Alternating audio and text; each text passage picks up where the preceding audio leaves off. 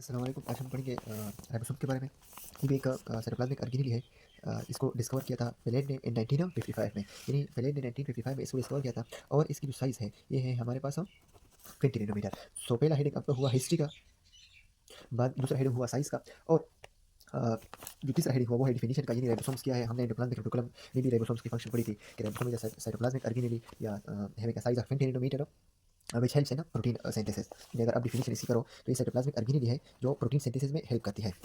और ये इसकी फॉर्मेशन जो है ये किस तरह इसकी यानी राइबोसोम की फॉर्मेशन किस तरह होती है और कहाँ पे होती है। तो जो न्यूक्लियस है, न्यूक्लियस के अंदर जो दूसरा पार्ट है न्यूक्लियस का, न्यूक्लियस के डिफरेंट पार्ट्स है, न्यूक्लियोप्लाज्म है, न्यूक्लियोलस वगैरह है। तो न्यूक्लियोलस के पहले टू पार्ट्स है, एक है उसका सेंट्रल पार्ट और एक है उसका पेरिफेरल पार्ट। जो न्यूक्लियोलस का जो सेंट्रल पार्ट है वो राइबोसोमल आरएनए की फॉर्मेशन करता है और न्यूक्लियोलस की जो पेरिफेरल पार्ट है वो राइबोसोम्स की फॉर्मेशन करता है। यानी राइबोसोम्स की फॉर्मेशन कहाँ पे होती है, यानी कहाँ पे राइबोसोम्स फॉर्म होते हैं, वो है न्यूक्लियोलस और न्यूक्लियोलस के पेरिफेरल पार्ट में।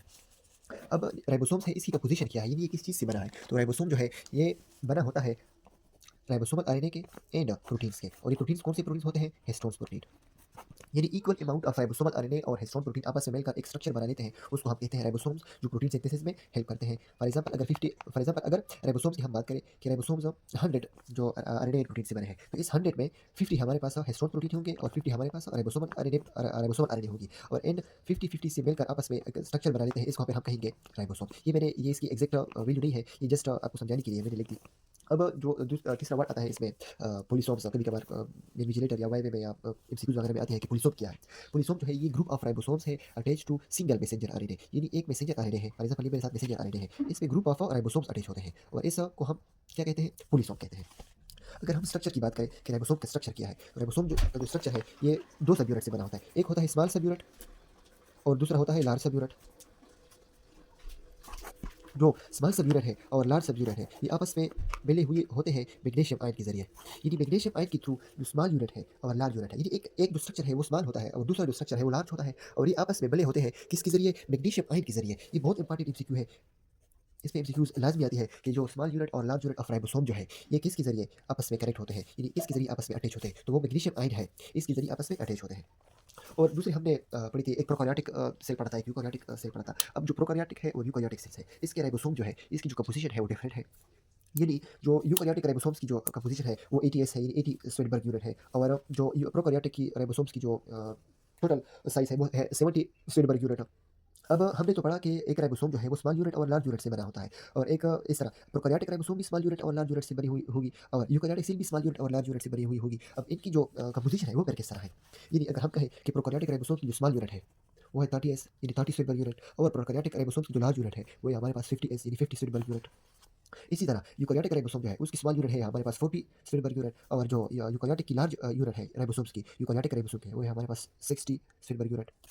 और टोटल जो है वो है हमारे पास 80 स्फीयर यूनिट और यूकैरियोटिक का, और टोटल जो प्रोकैरियोटिक है वो है हमारे पास 70 स्फीयर यूनिट। अब बच्चे कंफ्यूज हो जाते हैं अगर आप किसी से रैंडमली कहो कि large unit of eukaryotic ribosomes is made of 60s 50s 40s 30s, में वो कंफ्यूज हो जाएगा। ताकि आपकी कंफ्यूजन दूर हो जाए आपको ये जो इमेज है आपने जहन में बैठाना होगा कि फॉर एग्जांपल ये है प्रोकैरियोटिक राइबोसोम्स और ये यूकैरियोटिक राइबोसोम है, ये स्मॉल यूनिट है और ये लार्ज यूनिट है। इस तरह जो सीक्वेंस है ये इसका जो इमेज है इस सीक्वेंस का ये अपने जहन में बैठाओ और फिर कुछ यूं याद करो कि 30 40 50 60 70 80। अगर आपके ज़हन में इमेज बना हुआ होगा, फिर अगर आपसे कोई पूछे कि प्रोकार्योटिक राइबोसोम्स की जो लार्ज यूनिट है वो किससे बनी वो कितने स्पिलबर्ग यूनिट होगी, फिर आप अपने ज़हन में फिर आप सोच लोगे थोड़ा, फिर आप 30 ऐसा 40 ऐसा, आप फिर 50 ऐसा चूज़ कर लोगे। और इसके अगर हम जो राइबोसोम्स है ये हमारे पास प्रोटीन सिंथेसिस में हेल्प करती है। हमने तो ये मेन फंक्शंस ऑफ राइबोसोम जो है ये है हमारे पास प्रोटीन सिंथेसिस। अब ये प्रोटीन सिंथेसिस किस तरह होती है, इसके लिए हम मज़ीद इसकी जो हमने तो कह दिया कि ये लार्ज यूनिट और स्मॉल यूनिट से बनी होती है। अब ये स्मॉल यूनिट और लार्ज यूनिट को हम मज़ीद स्टडी करते हैं ताकि हमें प्रोटीन सिंथेसिस का जो पूरा मैकेनिज्म है वो समझ आए। ये मैं बना लेता हूँ इसकी स्मॉल यूनिट ऑफ राइबोसोम्स की, और ये मैं बना लेता हूँ लार्ज यूनिट ऑफ राइबोसोम्स। अब स्मॉल यूनिट ऑफ राइबोसोम्स में कौन सा राइबोसोमल आरएनए अटैच होगा, मैसेंजर राइबोसोमल आरएनए अटैच होगा। और जो लार्ज यूनिट ऑफ राइबोसोम्स है इसमें हमारे पास ट्रांसफर आरएनए अटैच होगा। ये है स्मॉल यूनिट और ये है लार्ज यूनिट सब यूनिट। स्मॉल पे मैसेंजर आरएनए अटैच है और लार्ज सब यूनिट पे ट्रांसफर आरएनए अटैच है। अब मैसेंजर आरएनए फॉर एग्जांपल मुझे एक प्रोटीन चाहिए 80 अमीनो एसिड्स का, 80 अमीनो एसिड्स का प्रोटीन चाहिए। अब ये मैसेज इस राइबोसोम्स को मैसेज आएगा मैसेंजर आरएनए के ज़रिए कि आपको चाहिए 80 अमीनो एसिड्स का एक प्रोटीन, जो एक प्रोटीन चाहिए जो 80 अमीनो एसिड से बना है। अब ट्रांसफ़र आरएनए क्या करेगा, इसके लार्ज सब यूनिट में वो अमीनो एसिड लेकर आएगा जो इस प्रोटीन के लिए ज़रूरी है। फॉर एग्ज़ाम्पल एक प्रोटीन हम बना रहे हैं जिसमें 80 अमीनो एसिड्स हैं और इसमें मुझे चाहिए 40 एक अमीनो एसिड हम लिखते हैं कि इसमें मुझे 40 ल्यूसीन अमीनो एसिड चाहिए। और ये ट्रांसफ़र आरएनए जो है ये मैसेंजर आरएनए के ज़रिए तो मैसेज आया कि मुझे 80 अमीनो एसिड्स का प्रोटीन चाहिए जिसमें 40 ल्यूसीन अमीनो एसिड हो। ये ल्यूसीन जो है ये अमीनो एसिड्स का नाम है, एक अमीनो एसिड है। यानी मैसेंजर आरएनए ने स्मॉल सब यूनिट को मैसेज दिया कि मुझे एक प्रोटीन चाहिए जिसमें 80 अमीनो एसिड हो और वो उन 80 में से 40 ल्यूसीन अमीनो एसिड होने चाहिए। अब ये ट्रांसफ़र आरएनए जो है ये लार्ज सब यूनिट को ये जो स्पेसिफिक अमीनो एसिड होते हैं कि ये वाले चाहिए वो लेकर आता है। ट्रांसफ़र आरएनए वो ट्रांसफ़र करता है वो स्पेसिफिक अमीनो एसिड्स जो उस प्रोटीन के लिए ज़रूरी होते हैं। अब इस लार्ज सब यूनिट को हमने 3 साइड में डिवाइड किया है। एक साइड को हम कहते हैं एसाइल साइड, इसमें ट्रांसफ़र आरएनए लार्ज सब यूनिट के साथ अटैच होता है। एक को हम कहते हैं पेप्टिडाइल साइड, यानी ये पेप्टाइड बॉन्ड से निकला है। यहाँ पे अमीनो एसिड्स 80 मुझे तो 80 अमीनो एसिड का प्रोटीन चाहिए ना, तो यहाँ पे अमीनो एसिड आपस में मिलेंगे किस किस बॉन्ड के ज़रिए, पेप्टाइड बॉन्ड के ज़रिए। प्रोटीन में जो बॉन्ड होता है वो पेप्टाइड बॉन्ड होता है। इस तरह हमारे पास कितने बॉन्ड बनेंगे, हमारे पास 40 ऑलमोस्ट 40 पेप्टाइड बॉन्ड बनने चाहिए इस प्रोटीन की सिंथेसिस के लिए। तो यहाँ पे ये जो प्रोटीन की सिंथेसिस के लिए जो पेप्टाइड बॉन्ड है वो पेप्टिडाइड साइड पे बनेंगे। अब यहाँ जो है इसको हम कहते हैं एग्जिट साइड।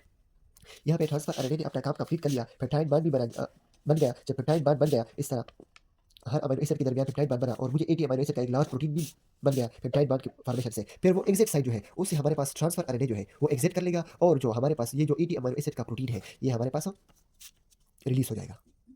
इस तरह जो राइबोसोम्स है वो प्रोटीन सिंथेसिस का जो फंक्शंस है प्रोटीन सिंथेसिस का वो कुछ ही होता है कि मैसेंजर आरएनए मैसेज लेकर आता है एक स्पेसिफिक प्रोटीन फॉर्मेशन के लिए और फिर ट्रांसफ़र आरएनए उस प्रोटीन के लिए जो अमीनो एसिड्स ज़रूरी होते हैं वो फिर वो अमीनो एसिड्स लेकर आता है कि ये अमीनो एसिड्स इसमें चाहिए, तो वो उसको प्रोवाइड कर लेता है लार्ज सब यूनिट को। और फिर लार्ज सब यूनिट में पेप्टिडाइड साइड पे पेप्टाइड बॉन्ड यानी प्रोटीन फॉर्मेशन हो जाती है और फिर एग्जिट साइड पे ट्रांसफ़र आरएनए की रिलीज़ हो जाती है और फिर जो प्रोटीन है जो हमारे पास रिक्वायर्ड प्रोटीन था वो रिलीज़ हो जाता है।